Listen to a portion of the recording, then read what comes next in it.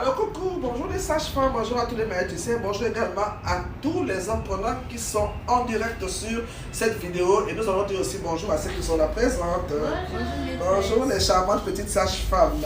Alors aujourd'hui nous allons vous montrer comment on calcule le jour de fécondité. Et vous savez, l'intérêt de cette transmission est que toutes les femmes doivent savoir à quel moment j'ai ovulé, le jour de l'ovulation. Donc chacune vient, oh, j'ai ovulé parce que j'ai eu mal à gauche, j'ai ovulé parce que j'ai eu mal à droite. Non. Premièrement, vous devez savoir que les femmes n'ont pas toutes le même cycle. Vous avez compris là? Elles n'ont pas toutes le même cycle. Il y a trois types de cycles. Il y a des cycles longs, il y a des cycles courts et il y a des cycles moyens. Vous comprenez? Et vous devez savoir que dans chaque cycle, il y a trois phases. Si vous savez ça, c'est déjà bien.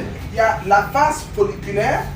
La phase folliculaire, c'est la phase qui vient avant l'ovulation. Donc, la phase folliculaire qui est là. Ensuite, il y a l'ovulation. Et vous avez la phase lutéale.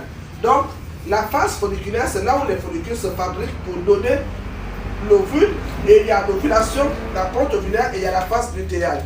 Maintenant, ce que vous devez retenir, c'est ceci.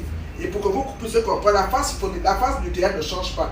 Elle est fixe de 14 jours. Donc cette phase qui précède l'ovulation, elle ne dure que 14 jours. Donc si vous avez un cycle de 21 jours, un cycle court, pour savoir le jour où vous allez ovuler, vous faites 21 moins 14 égale 7. Vous allez ovuler le 7e jour après vos règles. Vous allez ovuler là. Maintenant, si vous avez un cycle moyen, le cycle moyen, il est de 28 jours. Vous faites moins 14 de la phase lutéale, vous allez ovuler le 14e jour.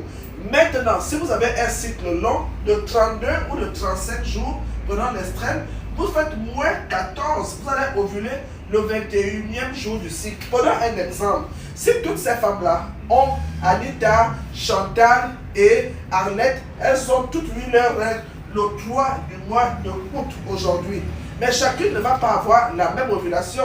Il faut que vous sachiez qu'on va demander à chacune la durée du cycle. Si Anita a un cycle de 21 jours, elle va ovuler le 10. Et si maintenant Brigitte, elle a un cycle de 28 jours, elle va ovuler le 17. Et maintenant si Solange, elle a un cycle de 35 jours, Solange va ovuler le 24.